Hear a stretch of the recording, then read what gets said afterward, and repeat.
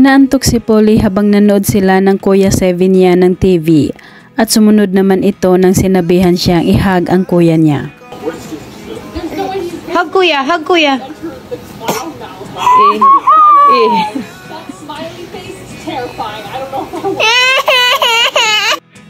Karga ni Alex si Polly habang nangungulit silang dalawa sa likuran ni Mami Pinty.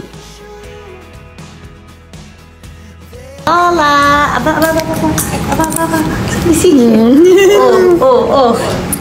Oh. Chikiting! Sa banding ng magtita, hindi talaga mapapangiti ni Alex si Polly. Lagi itong nakasimangot. Are we gonna watch Miss Rachel na? Hi, Polly! Can you say tata? Tata! Can you say... At ayaw na nito makinig sa sinasabi ng kanyang tita Alex, kaya lalo itong nagalit. Skronkapoli Kafaki? Rumpelstiltskin. Casual loving gabagus. Ayaw na naman. Pinapanood ni Polly habang kumakain ito ang bagong video ni Alex na para sa mga bata.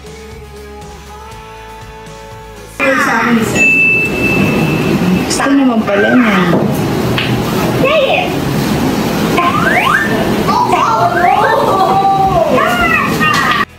At sa wakas napapangiti ito saglit sa sinabi ni Tita Alex niya.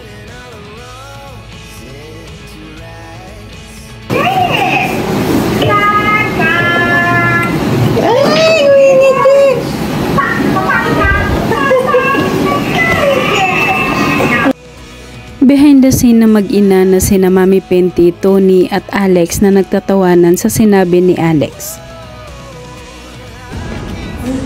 Kami ni Mikey yesterday! Hindi ba tinatanong? Just saying it. At magkasama pa rin ang tatlo sa kanilang Happy Cup live selling. Diba? Ka-maintenance perfect na perfect din sa kanilang scramble. Kasi meron na po kaming sugar level sa Happy Cup. So, perfect na perfect to kahit sa mga Binigyan naman ni Mikey si Alex ng flower bouquet para daw ito sa Mother's Day. What is it? No, kung gano'n advance ka masyado eh. Nagtataka naman ang tito Jojo ni Alex kung bakit Mother's Day ang sinabi ni Mikey. Mike, bakit Mother's Day? Nag-i-enjoy na mag-swimming si Alex at pabirong sinabi nito na we're living the life, the single life. Ay, ang sarap talaga dito. We're living the life. Single life.